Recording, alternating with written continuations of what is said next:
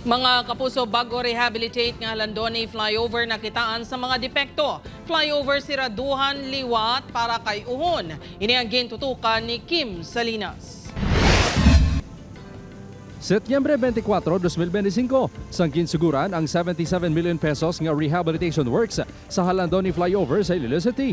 Ginpasiraduan ang dalan nga nagdugas ang pagpugok sang trapiko. Disyembre 22 ang ini ang natapos, kag Disyembre 29 sang ginbuksan.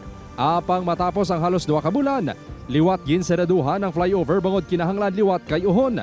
Ini bangod sa mga nakita nga depekto sa inspeksyon na ginpatigayon sang DPWH 6 sang Enero 18 kag Pebrero 4, 2026.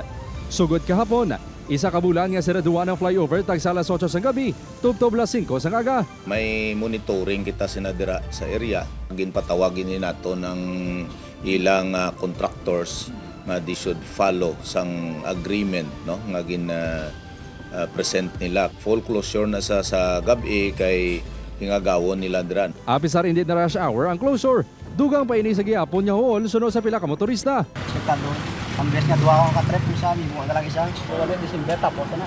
Pebrero 3 ang nagsulat si Councilor Cedric Cabaluna, Chairman sa Committee on Transportation sa DPWH 6. Agudi palabot ang reklamo sa pila ka motorista nga madanlog ang bag-o asfalto nga dalan.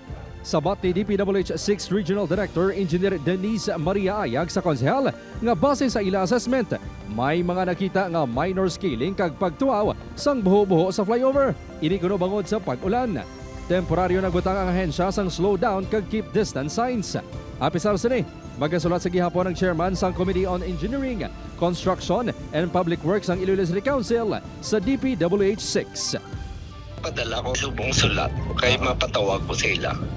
Mapangayo ko explanation. Upot Kirmel Porquia, Kim Salinas, 1 Western Visayas.